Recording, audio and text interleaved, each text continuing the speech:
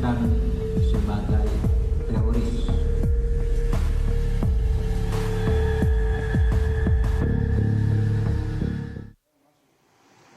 Hingga kini aparat gabungan TNI Polri masih tengah melakukan penyisiran ke lokasi-lokasi yang dianalisa sebagai tempat persembunyian kelompok kriminal bersenjata atau KKB di sejumlah wilayah di Papua dan Papua Barat. Hal ini dilakukan untuk menghentikan aksi brutal dari KKB Papua. Aksi KKB Papua sudah sangat mengerikan. Tak cuma menyasar aparat keamanan, KKB Papua juga menyasar warga sipil. Beberapa waktu yang lalu, pos polisi Oksamol, Pegunungan Bintang, Papua diserang oleh kelompok kriminal bersenjata. Akibatnya satu aparat kepolisian meninggal dunia. Penyerangan tersebut terjadi sekitar pukul 1 dini hari waktu Indonesia bagian timur. Dalam peristiwa tersebut, warga sempat melihat ada 6 orang dari distrik Kiwirok yang masuk ke distrik Oksamol dan telah memantau pos polisi. Setelah itu ke-6 orang tersebut diketahui menyerang pos polisi Oksamol dan menembak kepala pos polisi Oksamol, Bribtu Mario Sanoy.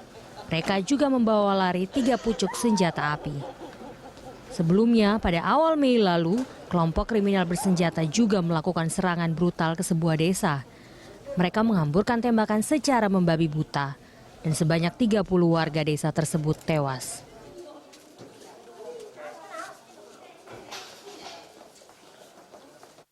Brigjen TNI Gusti Putudani juga gugur setelah terlibat kontak tembak dengan kelompok kriminal bersenjata di Kampung Dambet, Distrik Buga, Kabupaten Puncak. Ia terlibat dalam tembak-menembak saat dihadang KKB. Penghadangan ini terjadi ketika iring-iringan Satgas BIN dan Satgas TNI Polri tengah melakukan perjalanan menuju Kampung Dambet. Gugurnya Kabinda Papua merupakan bentuk nyata dari pengorbanan BIN dalam mempertahankan kedaulatan NKRI. Insiden tersebut juga disebut sebagai simbol pengabdian BIN dalam menjalankan undang-undang, yaitu sebagai lini terdepan dalam sistem keamanan nasional. Sebelumnya, Menteri Koordinator Politik Hukum dan Keamanan Mahfud MD menyebut keputusan pemerintah dalam menetapkan kelompok bersenjata di Papua sebagai teroris yang dinyatakan pada Kamis 29 April lalu sudah melalui diskusi panjang. Mahfud MD menyatakan aksi kekerasan oleh kelompok tersebut telah memenuhi unsur tindak pidana terorisme sesuai dengan Undang-Undang Tindak Pidana Terorisme. Pemerintah menganggap bahwa organisasi dan orang-orang di Papua yang melakukan kekerasan masif dikategorikan sebagai teroris. Saat ini tercatat ada 417 orang masuk dalam daftar pelaku tindak terorisme di Indonesia. Dan pemerintah juga mencatat sebanyak 99 organisasi di Indonesia sebagai kelompok teroris. Data ini berdasarkan putusan pengadilan tertanggal 14 April. Penindakan hukum yang akan diberlakukan kepada KKB sendiri akan sesuai dengan Undang-Undang Nomor 5 Tahun 2018.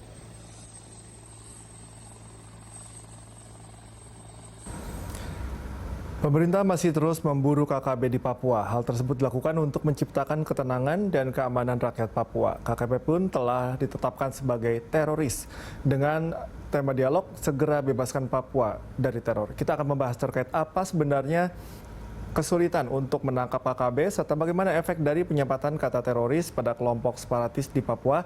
Kita akan membahasnya bersama narasumber Adriana Elizabeth selaku koordinator Jaringan Damai Papua. Selamat siang, Bu Adriana. Selamat siang, Mas Cikal. Oke, Bu Adriana, kalau kita bicara konflik di Papua, tentu kita bicara sejarah panjang. Kita bicara dari misalkan terdekat saja dari era Presiden B.J. Habibie, kemudian Presiden Gus Dur ini mengutamakan jalur komunikasi yang melibatkan kelompok-kelompok yang tentu menginginkan kemerdekaan di Papua. Nah, saat ini treatment yang dilakukan oleh pemerintah adalah menyematkan kelompok teroris kepada kelompok bersenjata ini. Kemudian treatmentnya tentu akan lebih cukup keras ya pengendaliannya di lapangan. Anda melihat apakah ini sudah cara yang tepat dilakukan untuk menanggapi masalah ini, Bu Adriana? Kalau kita melihat persoalan di hilir, penyematan teroris kepada KKB ini ya bisa jadi satu cara yang baik ya atau tepat. Tetapi kalau kita melihat persoalan di hulu, menurut saya ini akan harus menjadi pertimbangan lain gitu. Karena KKB itu juga berkembang ya. Yang ada sekarang ini adalah generasi muda. Tidak semuanya yang senior-seniornya lagi yang bergerak, tapi anak-anak muda yang juga lebih militan gitu ya. Dan jangan lupa sebagian anggota KKB ini adalah berasal dari anak-anak yang putus sekolah, yang mereka tidak punya pekerjaan. Jadi istilahnya mereka pengangguran gitu. Nah, salah satu pekerjaan dalam tanda petik adalah menjadi anggota KKB, mereka diberi senjata dan sebagainya gitu. Jadi ini ada persoalan yang mungkin terkait aksi mereka memang teror, tetapi juga ada unsur lain di situ. Ini persoalan psikososial gitu ya. Jadi anak-anak yang tidak punya pekerjaan, tidak punya aktivitas yang baik, kemudian mereka direkrut oleh KKB, ya mereka mau-mau saja karena tidak begitu banyak pilihan kan di tempat yang sangat jauh, sangat terpencil dan sebagainya gitu. Jadi kalau kemudian melabel teroris, kalau berdasarkan aksi terornya iya, tetapi siapa KKB itu menurut saya tidak terlalu tepat mengatakan mereka adalah kelompok teroris gitu. Karena akar persoalannya memang juga berbeda. Tadi Mas Cikal kan bilang bahwa mereka berkeinginan untuk merdeka, tapi caranya melalui gerakan bersenjata. Nah, keinginan untuk merdeka ini apa kemudian bisa selesai dengan melabel mereka sebagai teroris? Kan itu pertanyaannya kan jadinya. Itu ya. Oke, nah artinya ini ada dua permasalahan yang berbeda. Satu adalah bagaimana untuk mencapai itu dengan kekerasan. Yang pertama adalah memang terjadi permasalahan sosial tersendiri di sana. Untuk menyelesaikannya, apakah memang harus pendekatan secara militeristik dulu, kemudian kondusif dan juga permasalahan inti sosial terselesaikan, atau seperti apa, Bu Adriana? Selama ini sebenarnya pendekatan militer kan berlangsung terus ya, tidak pernah berhenti menurut saya, terus saja. Tapi kemudian memang eskalasi kekerasannya meningkat karena tadi kita atau dari misalnya dari 2018 saja kelompok KKB ini kan juga melakukan serangan lebih intens kepada aparat keamanan, kemudian juga menyerang fasilitas-fasilitas umum dan sebagainya gitu. Nah, itu kemudian memang sangat mengganggu. Tetapi lagi dari konflik bersenjata yang ada itu kemudian ada dampaknya, yaitu masalah sosial dan psikososial. Misalnya masyarakat yang harus mengungsi dari kampung mereka sampai hari ini belum tertangani dan sebagainya. Konflik bersenjatanya juga belum selesai gitu ya. Nah, aparat keamanan sebenarnya pasukan gabungan kan sudah bergerak sejak mungkin 2017-2018 untuk menangkap komandan-komandan KKB. Tapi sampai hari ini belum ada satupun komandan KKB yang berhasil ditangkap gitu ya. Nah, ini ada apa sebetulnya? Padahal dari informasi masyarakat atau informasi yang saya dengar misalnya, nggak sulit juga sih sebenarnya menemui komandan KKB gitu. Jadi ini ada persoalan di mana gitu kalau dikatakan kemudian mereka semakin masif dan seolah-olah tidak bisa dikendalikan, padahal ada jalur sebetulnya untuk bisa bertemu dengan komandan KKB. Nah, ini kan kalau kita bicara mengenai penyematan label teroris, ini kan kita menimbulkan aksi reaksi, kemudian aksi yang lebih pendekatan yang lebih militeristik yang saya katakan tadi, kemudian apa kira-kira reaksi yang akan dimunculkan? Apakah ini justru makin mempertebal jurang konflik di sana atau akan seperti apa, Bu Adriana? Ya, setelah pelabelan itu langsung ada penolakan ya, disampaikan oleh jubir TPNPB kalau mereka menyebutnya ya, atau dari kelompok KKB teroris ini. Mereka tidak sepakat atau mereka menolak penyebutan itu karena gerakan mereka adalah gerakan separatis ya, kira-kira seperti itu. Nah, kemudian beberapa hari lalu mereka komandan seniornya itu Goliath Tabuni dan Lekagak Telengnya sudah menyatakan perang kepada TNI Polri. Bahkan mereka bilang ayo kita perang di Ilaga dan sebagainya itu. Itu artinya apa? Tidak otomatis pelabelan mereka sebagai teroris itu bisa menyelesaikan masalah, karena justru mereka bilang kesannya malah mereka menantang gitu. Seperti itu kan. Nah, belakangan juga saya dengar misalnya pendekatan kepada KKB teroris ini akan dilakukan lebih persuasif. Nah, menurut saya coercive power yang dilakukan itu juga sebetulnya bisa ditentukan secara terukur.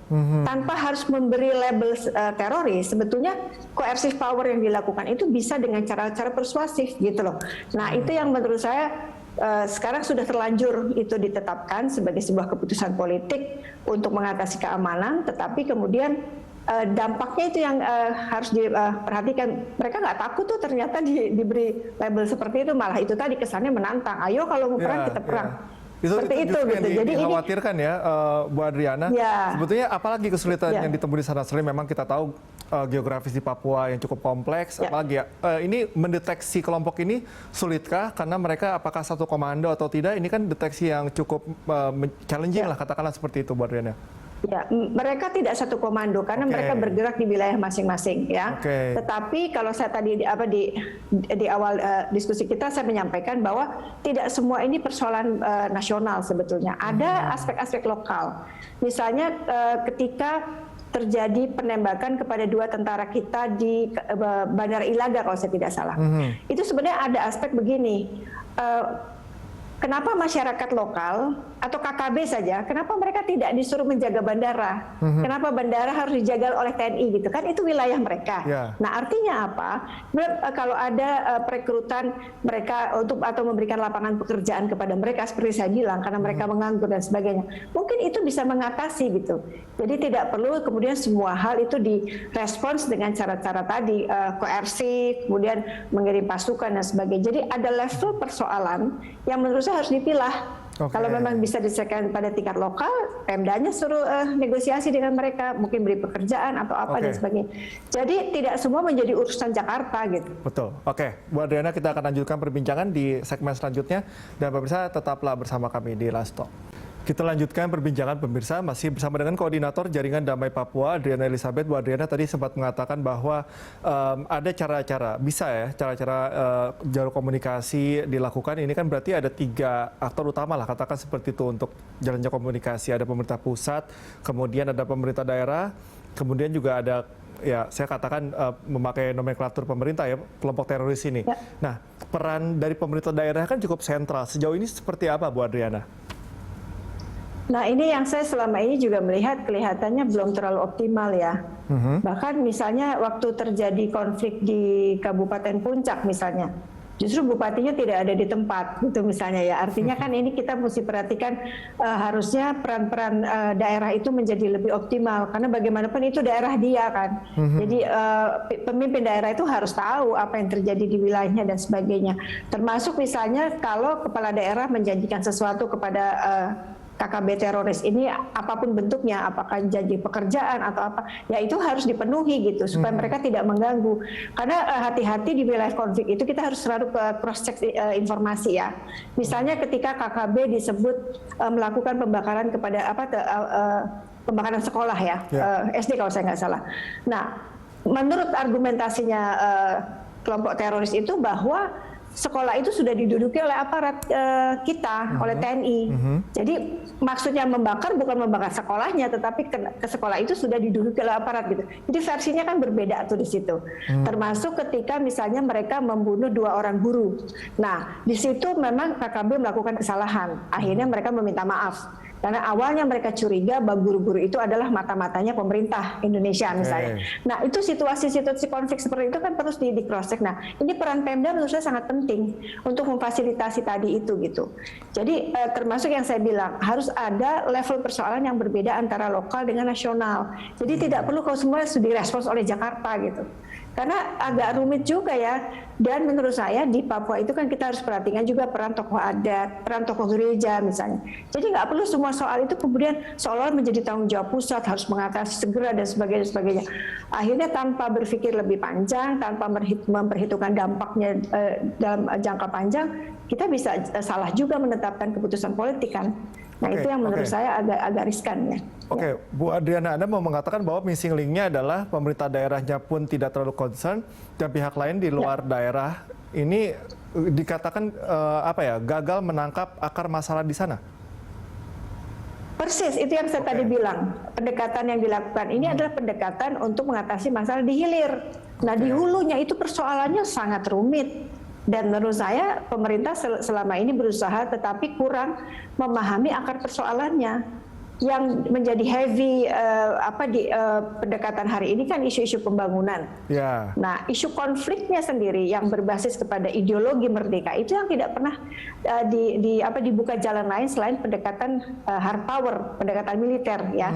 Nah, itu yang saya bilang di banyak konflik di negara lain yang juga punya kelompok-kelompok separatis seperti di Papua, justru yang diajak bicara adalah kelompok garis kerasnya, gitu loh, untuk bisa menemukan jalan sebenarnya mereka mau apa sih gitu.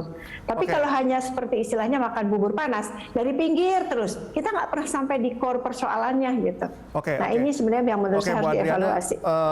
Presiden B.J. Habibie dan Presiden Gus Dur pernah melakukan itu ya, komunikasi dengan kelompoknya langsung. Apakah memang permasalahan dengan saat ini bisa dikatakan sama, sehingga bisa saja dilakukan treatment yang sama seperti presiden terdahulu misalnya?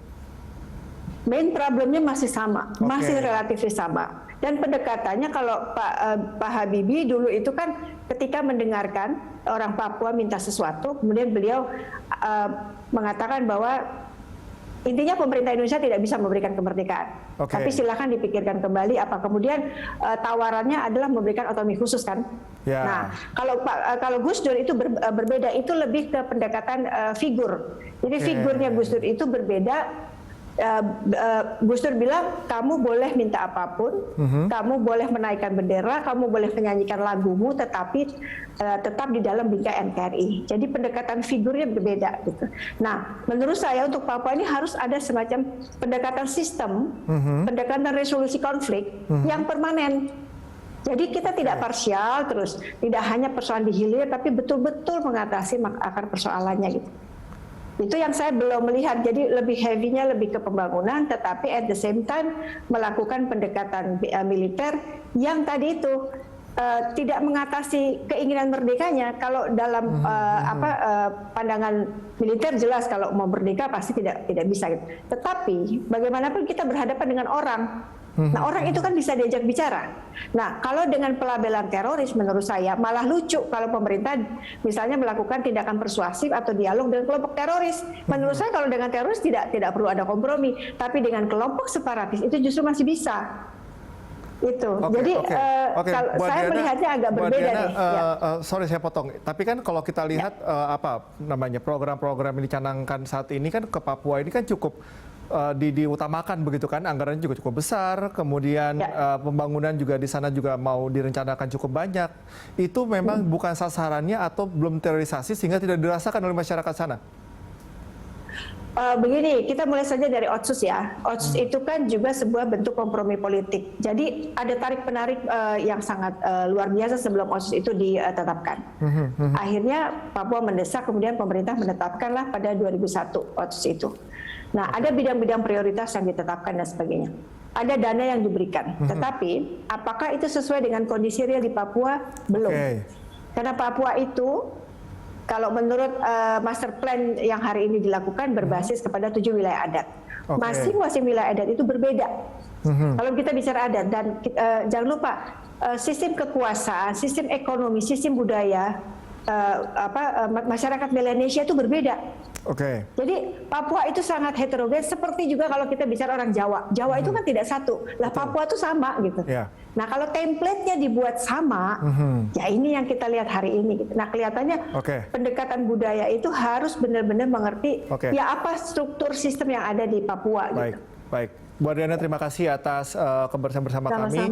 Kita harapkan semoga ada jalan tengah antara kelompok yang dicap teroris di Papua juga dengan pemerintah juga pemerintah daerah bisa sama-sama menciptakan kembali kedamaian di sana. Terima kasih, Bu Adriana. Baik, selamat siang. Selamat siang. Pemirsa, usai jeda langsung akan kembali dengan informasi menarik lainnya. Tetaplah bersama kami.